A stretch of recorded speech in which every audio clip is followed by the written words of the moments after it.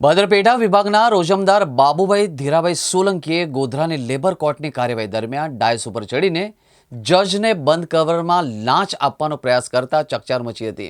આ મામલે બાબુભાઈ સોલંકીને પકડીને ગોધરા એસીબી એટલે કે એન્ટી કરપ્શન બ્યુરોને સોંપવામાં આવ્યા હતા। કેસની સુનાવણીની તારીખ ન હોવા છતાં બાબુભાઈ સવારે લેબર કોર્ટમાં આવ્યા હતા અને કોર્ટની કાર્યવાહી શરૂ થયાના થોડા સમયમાં ડાયસ ઉપર ચડીને જજને એક બંધ કવર આપવાનો પ્રયાસ કર્યો હતો। આ સમયે જજે બંધ કવર સ્વીકારવાની ના પાડીને કવર ખોલવા જણાવતા બાબુભાઈએ કવર ખોલ્યું હતું, જેમાં ચલણી નોટો હતી। આ દ્રશ્ય જોઈને જજ પણ ચોંકી ગયા હતા। ખુલ્લી કોર્ટમાં લાંચ આપવાની આ પ્રથમ ઘટના બની હતી। જજે તુરત જ પોલીસ બોલાવી હતી અને સમગ્ર ઘટનાની જાણ પોલીસને કરતા પોલીસે બાબુભાઈ સોલંકીની ધરપકડ કરી હતી। જજને લાંચ આપવાનો ગુનો બનતો હોવાથી ગોધરા પોલીસે આરોપીને ગોધરા એલસીબીના હવાલે કર્યો હતો।